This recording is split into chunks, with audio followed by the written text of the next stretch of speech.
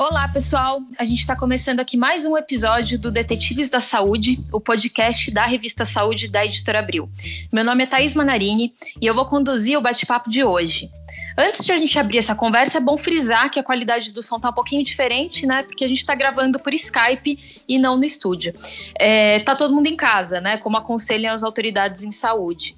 E o episódio de hoje, ele tem tudo a ver com essa nova realidade que a pandemia do coronavírus nos impôs. Ou seja, ficar em casa mesmo, né? E isso é fundamental, como todo mundo já sabe, para diminuir a transmissão do vírus e permitir que o sistema de saúde ele atenda todo mundo de uma forma mais tranquila. Mas tem muitos efeitos ocultos na saúde por causa da quarentena. Alguns vão atingir a gente individualmente, né? Outros vão afetar a população como um todo e até o meio ambiente sofre impacto com isso.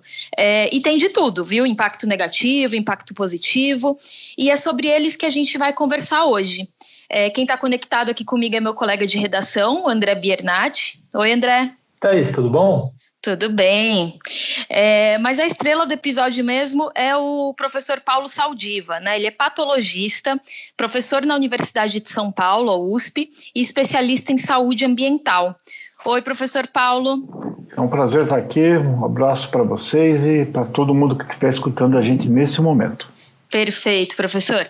Bom, e nesse primeiro bloco, né, a gente quer abordar aqui um pouquinho dos impactos individuais, né, mais notórios na quarentena. E um tema que tem ganhado as redes sociais é o descontrole alimentar. Né, uma porção de gente tem se sentido mais ansiosa, fala que está descontando na comida. E, professor Paulo, queria entender aí, né, quais os riscos da gente sair dessa pandemia com quilos a mais, né? Com de repente aí um quadro de sobrepeso. Isso traz risco futuramente? Bom, além dos riscos de você estar comparado com o risco de você pegar a doença, é o de menos, né? Agora, que você estando em casa sem ter o que fazer, dá uma vontade de comer, né? Você come demais, gasta energia de menos, e isso pode levar, sim, a um aumento de peso e, principalmente, você começar a se descontrolar se você tiver uma doença como diabetes, por exemplo, hipertensão arterial. Esse aumento de peso pode fazer com que você ganhe, digamos, você perca algumas das vantagens que você conseguiu através do controle mais adequado da alimentação ao longo do tempo e por praticar atividade física, né? Além disso, a gente tem outro peso que é o peso na alma, né? Que a gente ganha, porque você não consegue ter o afeto, você não consegue ter o encontro, e você começa a desconfiar das pessoas, da proximidade das pessoas, e, enfim, é uma situação que é um pouco diferente, como se a nossa vida fosse sequestrada por uma outra dimensão, enquanto não acaba essa pandemia entre nós. Verdade. André, aproveitando aí que o tópico é essa questão do descontrole alimentar, como que está a sua alimentação? Você está conseguindo fazer essa manutenção de uma dieta equilibrada ou está dando uma jacada aí? Olha, dentro do possível eu estou tentando manter, mas no meio disso, claro que a gente tem aqueles escorregões, até porque tivemos Páscoa recentemente, né? Então sempre tem um chocolate a mais, né? Um bacalhau, uma batata, então acaba exagerando. E até sobre isso, Thaís, eu estava conversando ontem com uma psiquiatra, a professora Cristina de Almeida dos Santos, que é lá de Curitiba, ela trabalha na Faculdade Pequeno Príncipe, e ela estava me contando que lá fora, ela trabalha especificamente com transtornos alimentares, e fala que lá fora já está rolando um termo chamado Quarantine 15, né, que é tipo quarentena 15, que fala que nós, né, nesse tempo de quarentena, de isolamento social, o pessoal está ganhando 15 libras, o que seria o equivalente a 6,9 quilos, quase 7 quilos aí por esse tempo em casa, comendo mais, fazendo menos exercício. E aí até sobre isso, professor Paulo, eu queria entender, porque pelo que se fala, né, assim, a gente está atualmente em isolamento, mas invariavelmente no futuro vai acontecer um relaxamento, nossas vidas vão voltar ao normal, né? E assim, isso de certa maneira o vírus vai continuar circulando e algumas pessoas vão se infectar com ele. Nesse sentido, manter a saúde nesse momento, né, não ganhar peso, tendo em vista que a obesidade é um dos fatores para complicações, assim como diabetes, doenças cardíacas, se torna mais importante ainda?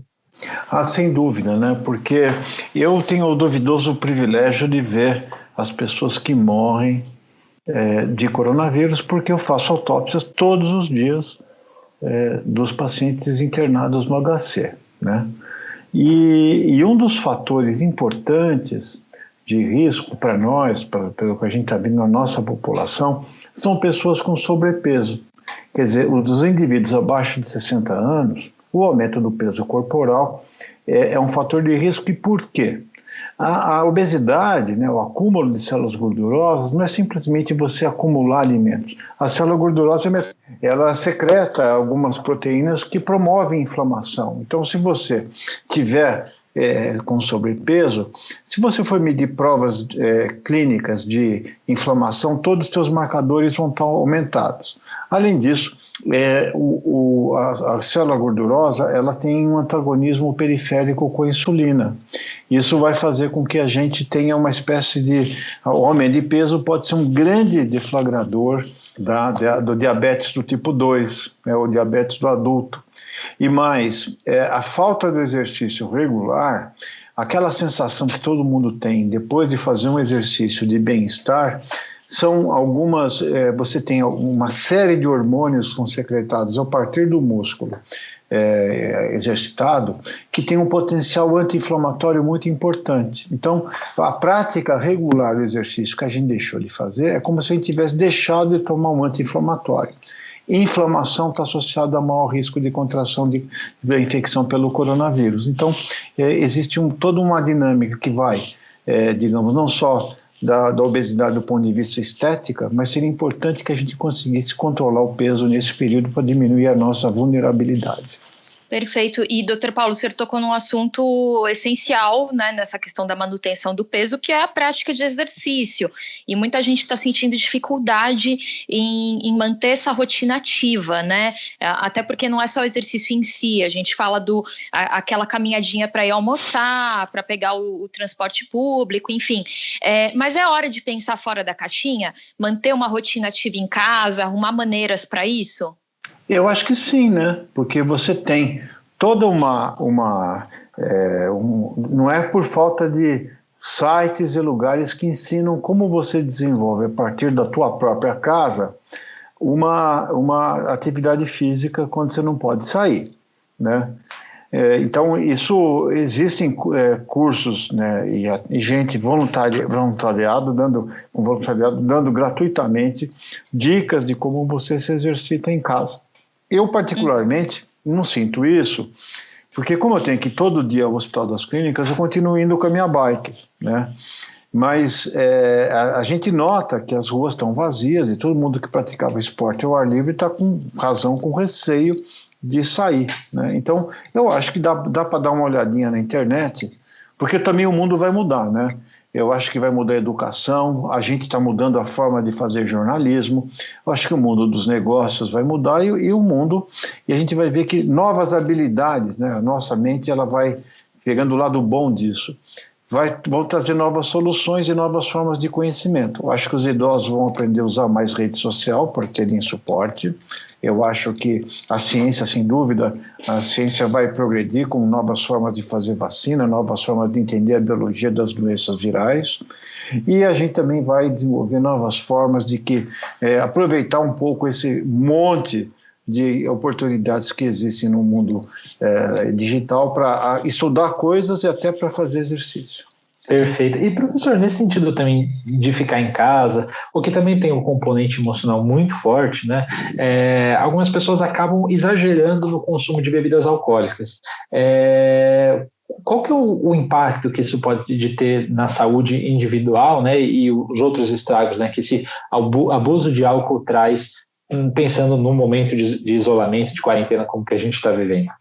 A bebida alcoólica é o ansiolítico ou antidepressivo que você compra sem prescrição para a maior parte das pessoas, né?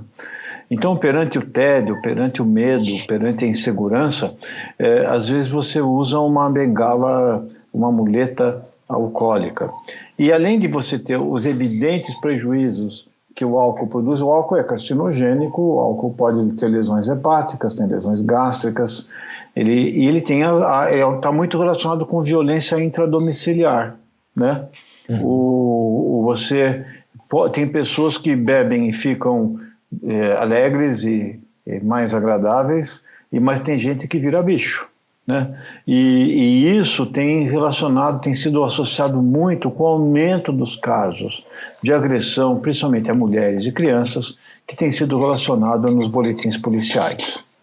É bom a gente lembrar também que álcool é uma bebida calórica, né? Então, quando a gente fala dessa questão do controle de peso, abusar do álcool é um problema, né? Nesse aspecto também. E professor, a gente estava falando, o senhor comentou sobre mudanças, né, em vários aspectos, inclusive na forma que a gente trabalha, né? Mas a gente sabe que em muitas profissões assim não dá para manter o mesmo ritmo de trabalho em casa, né? Então, por exemplo, eu tenho amigos que trabalham ou na área de educação física ou fisioterapia, então depende realmente de sair, de atender paciente, enfim, a pessoa começa a ficar um pouco mais ociosa na quarentena. Aí dorme mais tarde, acorda mais tarde, bagunça tudo, às vezes cochila depois do almoço por um tempão. Essa quarentena, ela pode bagunçar o ritmo do sono também, e isso pode também trazer consequências para a imunidade. O sono tem uma relação íntima aí com esses aspectos? Veja, eu acho que essa situação de pandemia, ela pode alterar a quantidade e a qualidade do sono, né? O sono, para ele, a qualidade do sono é medida não somente pelo número de horas que você tem, mas também pela capacidade de você atingir as fases de sono profundo, né? Então, vamos imaginar uma situação. As pessoas bebem para adormecer, né? Estão nervosas, vou tomar uma cerveja, vou dormir. Só que você dorme, você induz o sono, mas o tipo de ritmo de sono, os ciclos são totalmente alterados. E às vezes o sono é não reparador e muitas vezes isso não traz o benefício esperado. Vamos lembrar que o sono, o nosso ritmo biológico, engraçado, ele não é de 25 horas, de 24 horas, ele é de 25. Como é que a gente sabe isso? Experimentos que foram feitos em pessoas que foram colocadas em cavernas, um ambiente onde não varia a luminosidade com claro e escuro, e você vê que o ritmo de sono, as atividades do dia, são um pouco mais longas do que aquela que a gente programou em 24 horas. Então, quando você não tem mais a obrigatoriedade de acordar, não tem aquela sensação de você ter digamos, um balizador das suas atividades, você vai tendendo a dormir cada vez mais tarde e acordar cada vez mais tarde. E isso, sem dúvida, vai ter um problema tanto para a sua qualidade do sono, mas também para retomar as atividades no dia, né, quando acabar tudo isso aqui. Eu acho que todo mundo que está ouvindo a gente já teve uma sensação de morte iminente na segunda-feira de manhã, né, quando você toca o despertador, porque quando você mudou, mesmo com um período muito curto, como um final de semana, onde você alterou o seu regime de sono, você, para acertar de novo os ponteiros da sua fisiologia, da sua cronobiologia, demora um pouquinho mais. Eu acho bacana a gente também falar para as pessoas tentarem manter uma rotina, né? Por mais que o trabalho não esteja normal, né? O dia a dia de trabalho, é legal ter essa rotina, né? Um horário para acordar, um horário para dormir. Isso deve evitar, né? Que fique uma bagunça. E tem o oposto, né, Thaís? Você tem que ter aqueles indivíduos. Eu, por exemplo, eu estou trabalhando hoje desde as 6 da manhã. Comecei conversando com Hong Kong, né? Estava agora numa reunião da Cátedra de Educação do Instituto de Estudos Avançados. E agora eu vou agora para um hospital que tem, infelizmente, um paciente falecido e vou à noite ter outra reunião para acabar com o que a gente começou hoje discutindo em termos de protocolos de pesquisa.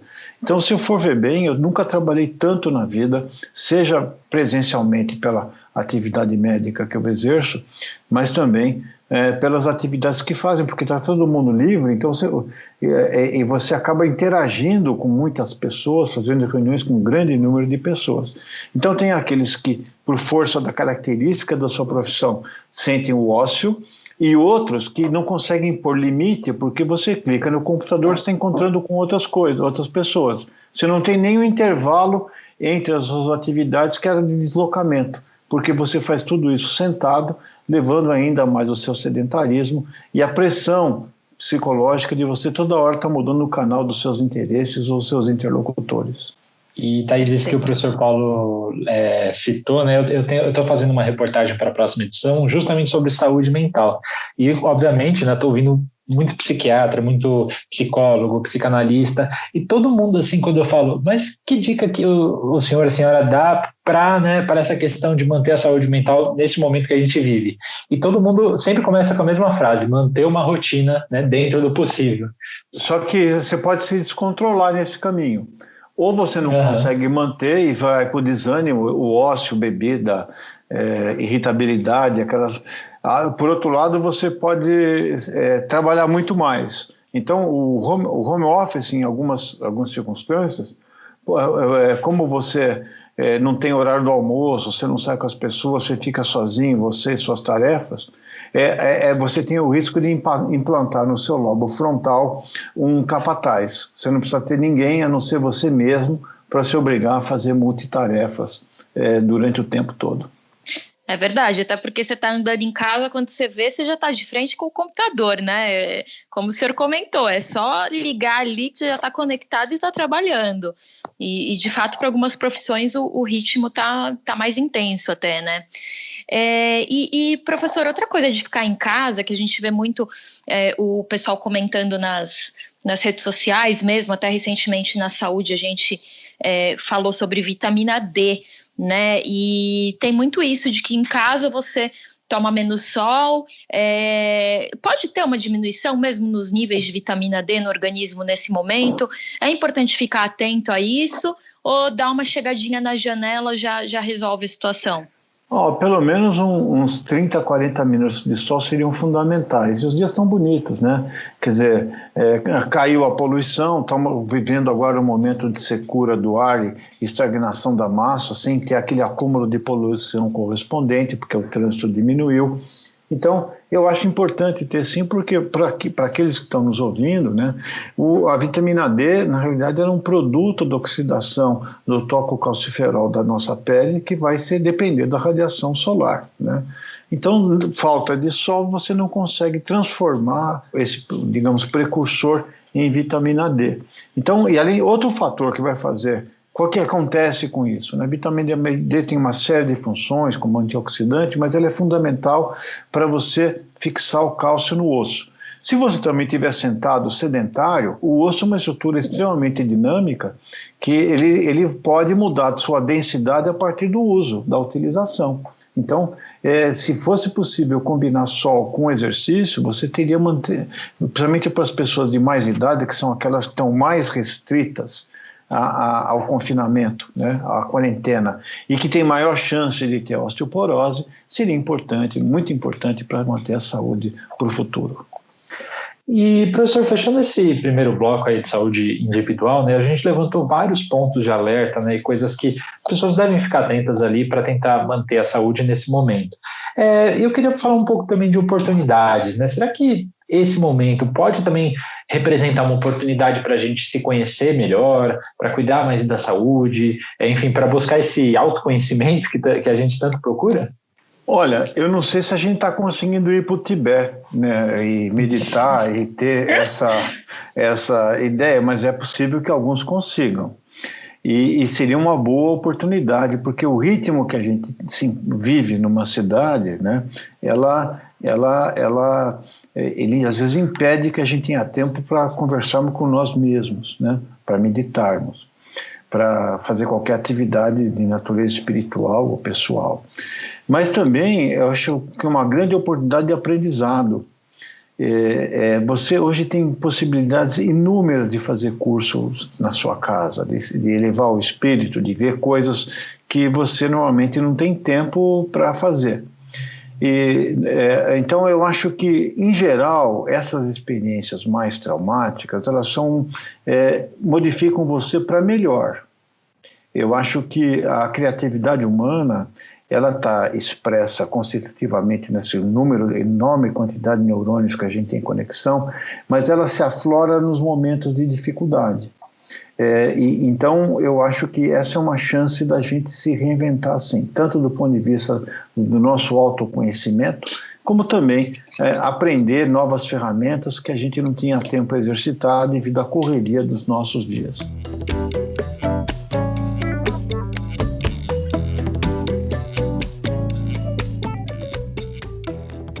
Bom, vamos além do impacto individual, né, da quarentena na saúde, né? A pandemia aí do coronavírus, ela trouxe mudanças também para o meio ambiente, para a saúde coletiva, e tem aspectos negativos e positivos também.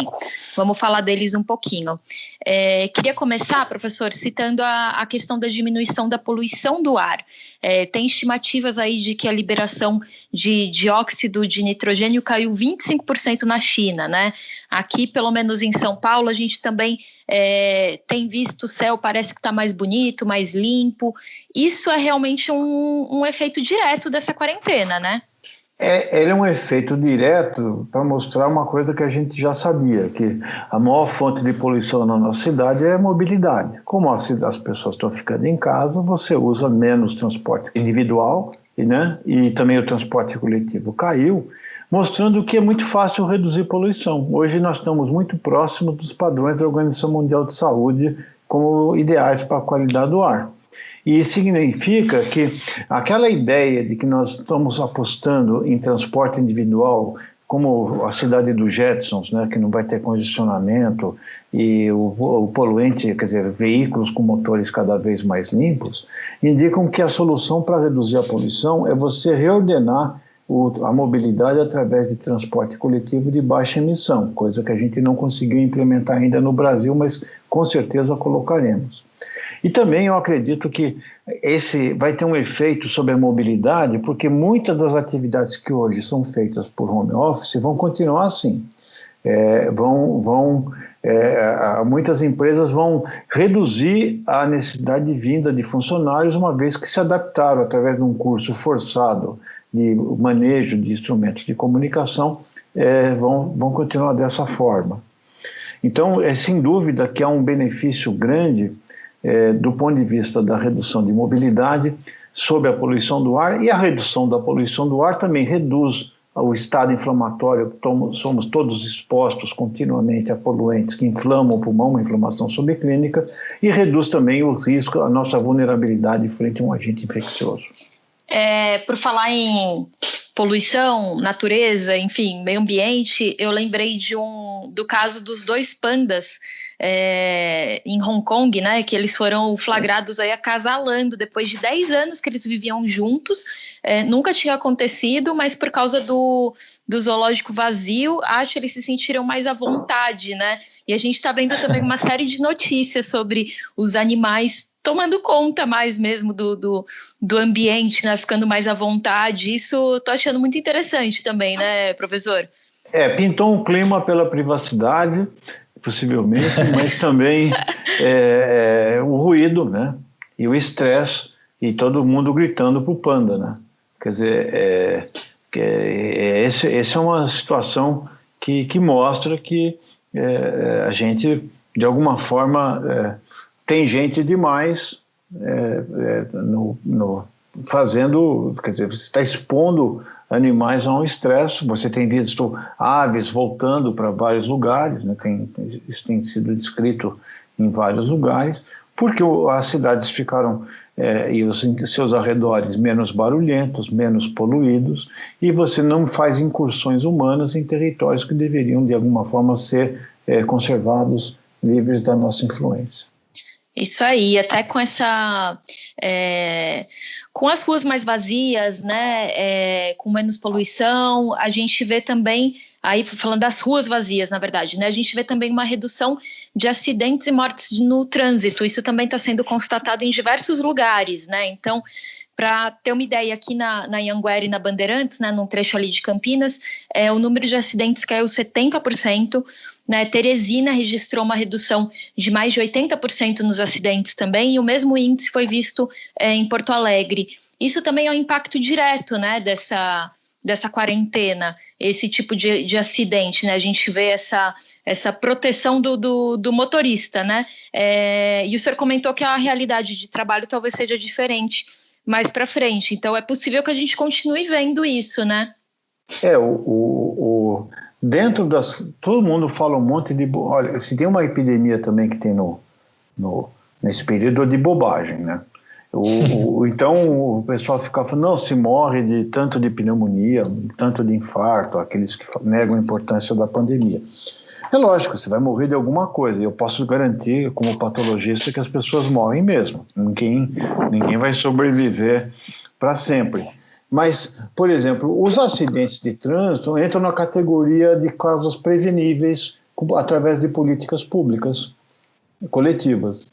Então, você vê que a redução, no caso do número de veículos, ela teve um papel muito importante na prevenção de coisas que morrem 50 a 60 mil pessoas por ano de acidentes de trânsito, mais um monte de pessoas que desenvolvem incapacidade permanente. E talvez fosse o caso da gente também endurecer um pouco o fluxo porque hoje, se você atropela alguém ou dirigir de forma irresponsável ou furar um farol de uma faixa de pedestre, você pode até matar alguém, mas você vai ser, digamos, a uma certa simpatia em relação aos motoristas, porque tanto quem prende quanto quem julga também dirige ou tem alguém parente que dirige. Então é diferente de você pegar um revólver e atirar, embora o evento seja assassinato nas duas circunstâncias.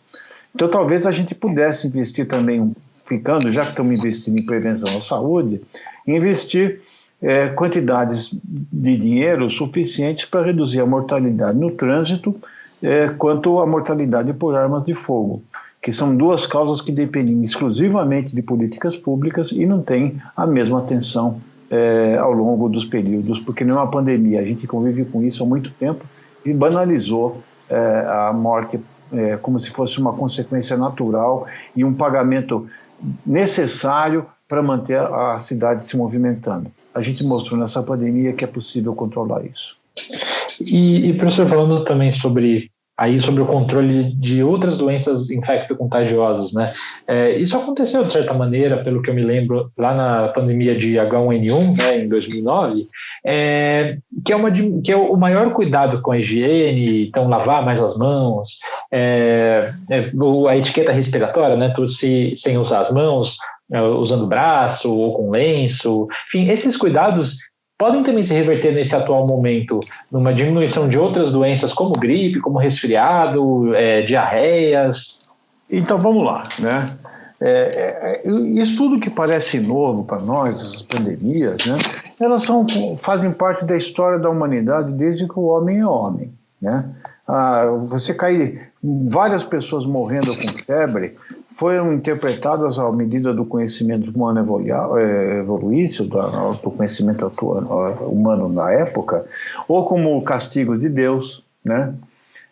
No caso, você pode ver que, se você for olhar bem, todos os templos de medicina, todos os institutos de saúde, as instituições de saúde eram templos de cura, porque era alguma coisa que vinha invisível e era atribuído a uma punição divina. Aliás, isso está na Bíblia. Se você for ler o Êxodo, as pragas do Egito é um compêndio de moléstias infecciosas.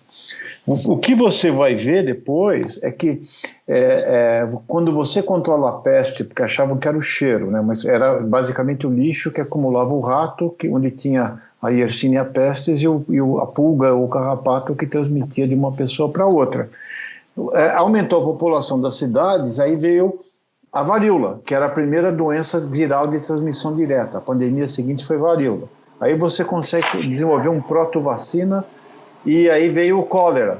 O cólera era uma epidemia que só foi possível se virar pandemia porque inventaram o navio a vapor. Porque se você embarcasse com cólera no navio e fosse atravessar o oceano num barco à vela, chegava morto você e toda a tripulação. Mas quando você aumentou a velocidade de deslocamento, você permitiu o deslocamento das epidemias para outros lugares. E assim vai, e quando você vai ver as pandemias por vírus de transmissão direta, no século XX nós tivemos duas, por influenza, que foi a gripe espanhola no início do século XX e depois a gripe asiática na metade do século XX. Esse século, nós já tivemos 4 pandemias em 2 décadas. O SARS, em 2002, o H1N1 da influenza em 2009, o MERS em 2012 e agora o SARS-CoV-2 em 2019 e 2020. Ora, isso mostra que ao adensamento das cidades, a falta de saneamento das cidades, a precarização das moradias põe as pessoas juntas.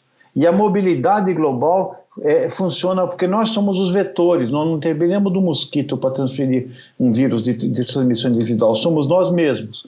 Então essa mobilidade faz que um vírus que apareceu na China dominasse o mundo em poucos meses.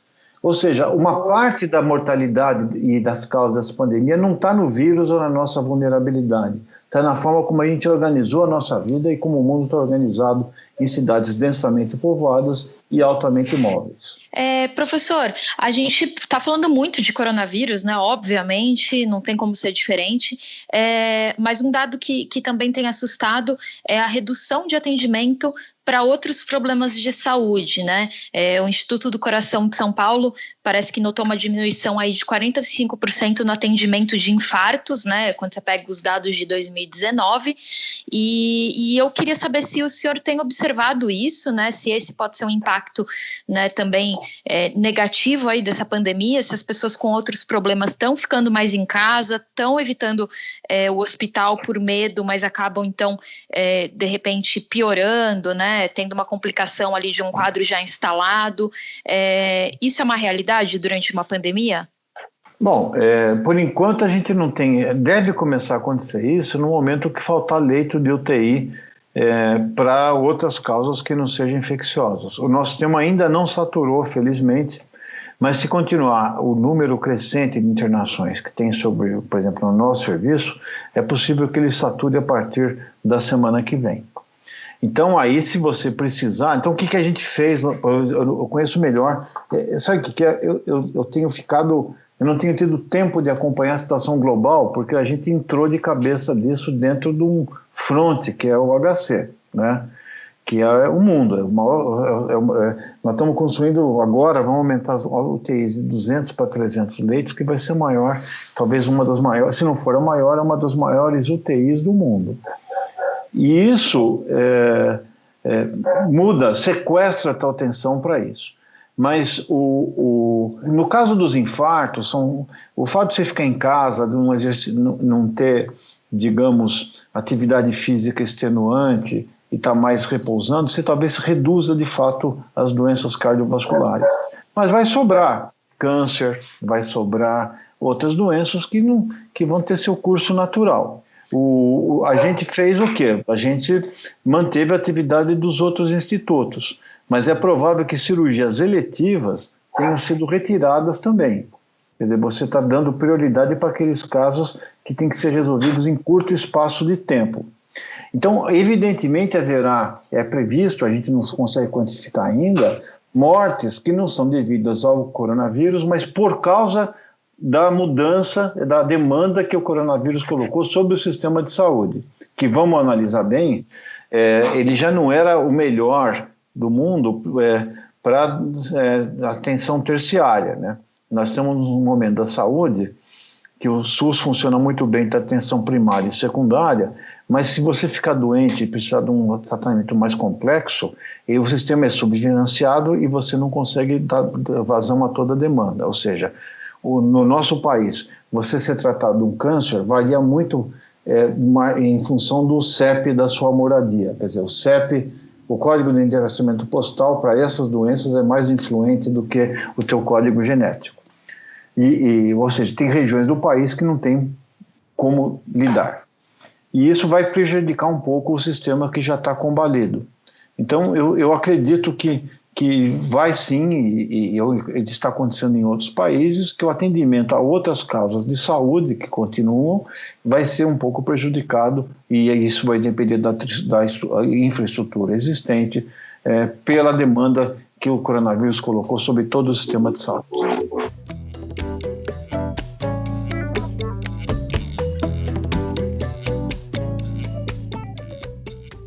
Bom, enquanto não houver uma vacina, muitos especialistas entendem que a gente vai passar por momentos de abre e fecha, né? Oscilando entre uma quarentena e uma vida relativamente normal. Isso porque o vírus vai continuar por aí e a gente precisa evitar novas ondas, né, de contaminação para não pressionar o sistema de saúde de qualquer maneira, seja agora, mais para frente, enfim.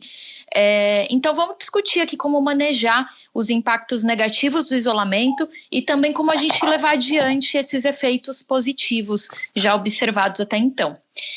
Começando com hábitos saudáveis, professor. Então é importante a gente entender que, como essa realidade de quarentena talvez continue por mais um tempo, né, oscilando, como a gente mencionou, talvez o indivíduo tenha que entender que ele vai precisar de uma rotina diferenciada para esses momentos, se ajustar. De repente, por exemplo, a gente fala muito de exercício, então comprar alguns acessórios para ter em casa, ficar mais de olho em receitas saudáveis, enfim. O senhor acha que tem que ter essa noção de que a gente vai ter que ter uma vida saudável pensando numa quarentena? Eu acho que sim, mas a capacidade de executar essa rotina saudável vai depender do teu extrato social econômico, né? Por exemplo, você fala, caminhe, mas se o indivíduo trabalhar, faça exercício, se ele trabalhar 14 a 16 horas por dia, como muitas das pessoas brasileiras fazem, né, para poder sobreviver, qual o tempo que sobra? Coma saudável. Depende também porque uma comida ruim, industrializada, é muito mais barata do que uma comida natural. Então, eu espero que exista, digamos, mas que vai ficar efetivamente colocado, é que a pessoa vai ter que se cuidar. Quer dizer, quando você tem um agente invisível que não pode ser tratado com medicação, ou não tem uma vacina ainda, o único jeito que você tem que ter é dar mais tempo para cuidar de você mesmo. Nós vivemos numa cidade onde o direito de adoecer está ficando cada vez menor. Por exemplo, se você ligar hoje, antes dessa pandemia, se você ligasse para o empregador, um indivíduo que bate ponto, e fala, se eu estou com uma tosse, uma coriza, eu não quero trabalhar hoje, possivelmente o indivíduo não vai fazer porque tem medo de perder o emprego. Então ele vai tomar um sintomático, né, vai ignorar todas as manifestações fisiológicas e vai continuar trabalhando e contaminando as pessoas. Agora, pelo coronavírus, talvez a gente tenha essa chance de você ter o direito de adoecer e não se cuidar somente quando nos intervalos do seu trabalho que você se impôs ou que é imposto a você. Acho também que nós vamos ter que, vai ter efeitos positivos, sim, então nesse sentido, educacionais, né? E como sempre aconteceu, as pessoas vão perceber que elas têm que cuidar de si mesmas. E, professor, até puxando o gancho dessa última fala do senhor, né? Essas pessoas que, enfim, não, por uma questão, né, das características do trabalho dela, não conseguem trabalhar, né, ou trabalham menos nesse momento de isolamento social, esse também é um momento, enfim, justamente para pensar nesses sonhos, nesses projetos, nas coisas que ela sempre quis fazer, mas nunca teve tempo? Eu acho que sim, eu acho que essa é uma chance que a gente tem, porque você... Veja, quando eu falo que a gente está numa sociedade onde você tem que... você não tem o direito de adoecer, né? Porque isso acontece em algumas espécies. Tem espécies onde o indivíduo adoece, ele representa, ele tem solidariedade, e em outras, se você é líder de um determinado grupo, de lobo, por exemplo, né? Você pode virar comida, né? Então, isso se traduz, eu gosto de ver coisa ruim, né? Assim, então eu vou, toda vez que eu tenho tempo para esperar no aeroporto, eu vou no setor de livros de autoajuda para empresários. E lá tem, assim, voando com as águias, né? Correndo com os lobos, né? E não tem nenhum dormindo com os jabutis, né? Quer dizer, você não tem tempo para você cuidar de si mesmo, e agora a gente virou um jabuti, né? Nós temos que estar dentro da nossa casa e fazendo as coisas devagar. Tomara que a gente tenha sabedoria suficiente para poder ouvir os reclamos do nosso corpo. Quer dizer, hoje, quem tiver febre ou uma tosse já vai falar, putz, eu tenho que me cuidar, tenho que ficar atento para isso. Antes disso, você tomava uma aspirina e ia para o trabalho, né? Então, eu acho que talvez isso tenha uma mensagem, sim, de aprendizado e de que a gente possa... E talvez, eu espero, que a gente descubra o encantamento do lazer ou da cultura ou da educação, que a gente abra espaço na nossa vida, no nosso coração, na nossa alma, para a gente poder desfazer outras coisas que vão além do trabalho. Tomara que isso aconteça e seja possível a gente sair melhor disso. Eu acredito que vai sair. E, professor, e no sentido de quem está trabalhando de casa, tem muita gente fazendo home office, posso falar até pela nossa experiência aqui na saúde, né? A gente está trabalhando o tempo todo de casa e se conectando, conversando. Só que uma dificuldade que eu vejo, imagino que seja comum de muita gente, é esse trabalho meio intermitente, né? Você tem que trabalhar, mas tem que pensar no almoço, e tem roupa para estender no varal, e tem que passar o pano. Enfim, a gente também vai mudar a forma de trabalhar nesse ambiente doméstico e como se dá, né, esse trabalho. E, além disso, né, como pensar no trabalho em casa, questões como ergonomia, o espaço em que a gente senta e produz. Bom, nós vamos ter que fazer, mas por isso que a gente, ao longo da evolução, apostou nesse cabeção grande, cheio de conexões, e abdicou do resto, né? Que a gente não é páreo para nenhum bicho, mas nós temos que acreditar no cabeção e nas conexões. Veja, esse problema foi enfrentado pelos nossos antepassados. Um caçador-coletor, ele tinha que não só caçar, coletar, tinha que construir a casa, tinha que cuidar dos filhos, tinha que cuidar da vida social dele, né? A vida era assim, você não tinha uma especialidade, você não tinha abdicado de outras coisas. E até tem evoluções, tem evidências antropológicas de que o tamanho do nosso encéfalo reduziu, porque você perdeu a necessidade de... Você tem que interpretar as coisas com observação, né? Como a linguagem, como é que os animais passavam, as frutas que serviam, você tinha que desenvolver uma série de habilidades. E a gente foi perdendo isso em nome de uma especialização precoce, de uma definição de que tem coisas que você faz e outras que você compra. Agora não. Agora nós vamos ter que cuidar da casa, nós vamos ter que cuidar da limpeza. Tem gente que aprendeu onde o botão de on do aspirador de pó agora, recentemente, né? Que era uma coisa que não existia, né? Então eu acho que é uma aventura de redescoberta de pequenos detalhes inerentes ao viver cotidiano, né? E que a gente passava batido, e talvez é uma chance forçada da gente olhar, inclusive valorizar certas atividades que, por exemplo, no caso especificamente, agora felizmente está mudando, mas o trabalho doméstico, que era considerado uma subatividade, passou a ser, para aqueles que nunca fizeram, como é o meu caso, né, uma oportunidade muito rara de valorizar essas coisas que a gente imaginava que surgiam do nada, né? E você vê que no meu apego, veja, eu trabalho com morto, com gente que converso com famílias que perderam parentes, mas eu acho que isso, quer dizer, mas eu mesmo mantenho o meu otimismo. Todos os períodos de crise são acompanhados de melhorias da sociedade, e eu acho que, como eu acho, por exemplo, que muita gente reformula a vida em UTIs mais do que em igreja, sabia? Quando você está lá sabendo se você vai sobreviver ou não, você é forçado a refletir sobre a essência dos teus valores, da forma como você conseguiu a vida. E eu também desconfio que muitos dos que vão para a igreja não vão porque o Espírito Santo passou de forma espontânea do lado das pessoas. É porque tem um sofrimento e procura uma compreensão que vai além da racionalidade imediata da sua forma de entendimento do mundo. E, professora, até pensando nessa questão de ver, né, pelo lado ser otimista, olhando para essa pandemia, esse modelo, né, que muitas empresas estão vendo agora, que funciona mesmo, né, o home office, a senhora acha que então a gente pode, de repente, dar uma liberada na barra do meio ambiente, se depois que essa pandemia passar, esse sistema permanecer? Isso pode ser uma vantagem ambiental? Não tenho dúvida disso.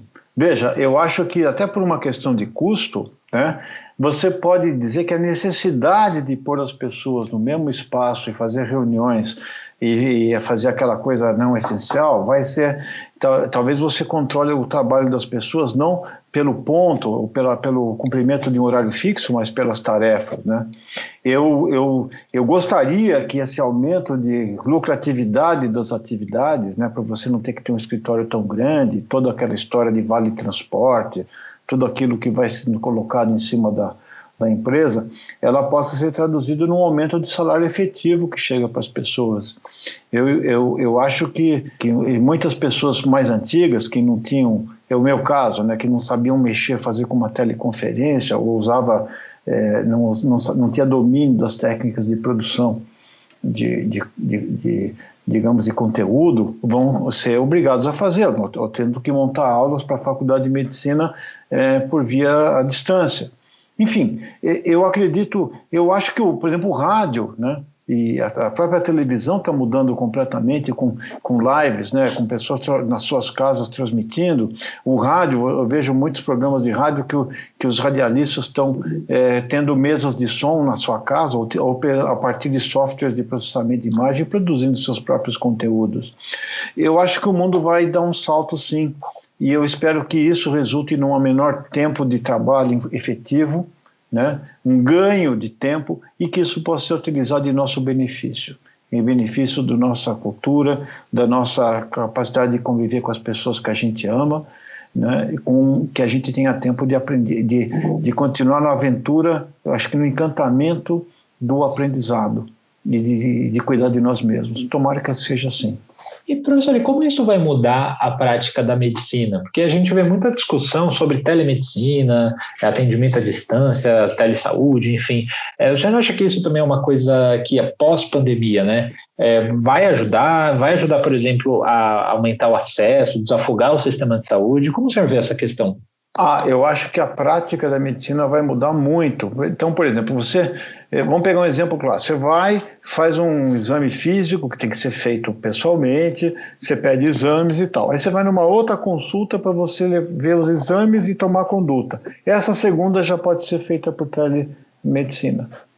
Certas especialidades como dermatologia, por exemplo, que depende de você conversar e visualmente ver a lesão, também vão migrar para telemedicina. A radiologia, com algoritmos de interpretação de imagem, quer dizer, a medicina vai ter um componente de teleeducação e teleassistência muito grande a partir desse momento, né? E talvez eu espero que com isso você tenha mais acesso e mais chance de uma pessoa conversar com alguém que oriente a sua saúde de uma forma efetiva. Bom, professor, a gente vai finalizando aqui, mas antes disso, eu queria perguntar, o senhor já aqui durante esse episódio comentou algumas vezes sobre o seu trabalho, né? O fato de estar fazendo autópsias e tudo mais, tá no olho do furacão mesmo. Então, eu queria perguntar sobre o seu dia a dia, né? O que mudou e quais os aprendizados que o senhor tem levado disso e aí a sua visão para o futuro. Bom, a primeira coisa que me aconteceu, vou ser bem sincero, foi o medo de morrer, né? Um tiozão asmático de 65 anos, se pegar, vai embora, né? Eu tenho um risco grande de ir embora. Então, a primeira coisa é me proteger para fazer esse procedimento. E por que ele é necessário? Porque a gente não conhece bem a biologia do vírus, é uma doença nova. Então, para onde ele vai? Qual via que ele entra no pulmão? É só pulmão ou ele vai para outros órgãos? Quais são os alvos terapêuticos? Como é que ele ilude o nosso sistema imune? Para isso, para ele poder invadir com essa eficiência que ele tem. Quanto tempo ele permanece no nosso corpo? Ele se esconde em algum compartimento? E para responder essas questões, a coleta de tecido pós-mortem é muito importante. É importante que a família autorize, porque e isso é interessante como as pessoas, os familiares entendem e doam. E não doam um órgão, porque não é possível, mas doam conhecimento. Isso tem que ser feito rápido para você informar a partir do que se observa nas mortes, ajudar as equipes que treinam, que estão atendendo os pacientes nas UTIs, né? Estou falando só de pacientes graves, né? Que é o nosso caso. Então, a gente tem que fazer esse procedimento muito rápido. Então, aconteceram duas coisas, né? Tomar mais cuidado com a atividade, desenvolver métodos alternativos para fazer isso, a gente teve que desenvolver para você poder fazer com segurança, porque tem muito poucas autópsias dessa doença pelo alto risco de contagiosidade. E também eu trabalho muito mais, porque não tem horário, né? A morte não ocorre em horários previstos, ela ocorre no momento que ela ocorrer. Então, é sábado, é domingo, é qualquer hora do dia, e eu faço um auto-isolamento em casa, né? Porque embora a gente faça teste, a gente seja negativo, existe sempre a possibilidade de você trazer essa doença para casa. Então, você tem medo de transmitir para as suas pessoas, para as pessoas que você gosta. No caso, hoje moramos eu, só a minha esposa, meus filhos já não moram mais com a gente, então eu uso o quarto de um dos filhos. Eu tenho até medo que minha mulher fique feliz com essa ideia e adote isso de forma definitiva. Não tem ninguém mexendo na cama, roncando e outras coisas que acontecem no cotidiano das pessoas. Enfim, a rotina mudou, né? E aí você vai ver que, como toda situação, eu vejo, por exemplo, tem muita gente trabalhando de voluntário comigo, né? Gente que não precisava estar lá e que não ganha dinheiro nenhum. Então, é interessante como você vê nessas situações de crise que a verdadeira natureza das pessoas aflora. Tem aquelas que têm atividades altruísticas e aquelas que não ou têm medo ou preferem autopreservação. Então, não é que tem que ter heroísmo, não existe nada de heroísmo, mas existe é como se aquela pasteurização dos nossos comportamentos por regras sociais frouxas, ela se diluísse e a verdadeira natureza das pessoas emergisse nessa história. Então, do ponto de vista até de recuperar minha fé na profissão e nas pessoas, isso me ajudou bastante. Professor, é sempre um prazer imenso conversar com o senhor. Acho que eu e o André aqui, né, da outra vez foi assim, e acho que agora, com certeza, é uma aula. Queria agradecer por esse tempo que o senhor disponibilizou para a gente e agradecer também pelo trabalho incrível que o senhor está fazendo, né? Todos os profissionais da saúde, na verdade, a gente vê isso aqui no nosso dia a dia, mas trabalhando de uma outra maneira, claro. Mas eu acho que é o momento de agradecer, né? É realmente incrível o que está acontecendo. E, enfim, se no mundo, né, pós-pandemia, a gente deixar os pandas transarem em paz, a gente já vai estar um mundo um pouco melhor.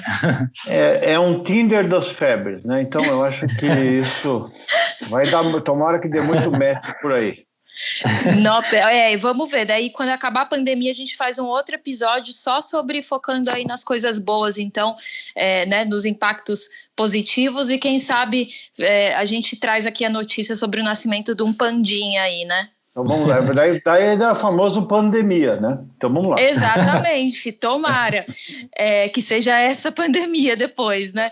Professor, brigadão pela ajuda aí, queria agradecer também aqui o Rafa Bertazzi, que está com a gente, vocês não escutaram porque ele está fazendo a gravação desse episódio, agradecer a atenção dos leitores também, né? Pedir para todo mundo que tiver uma ideia de tema para escrever para a gente no saude.abril@atleitor.com.br e a gente vai continuar aí trazendo muitos assuntos sobre coronavírus no nosso site, nas nossas redes sociais, então não deixem de seguir a gente por lá. Brigadão para todo mundo aí e é isso, até a próxima.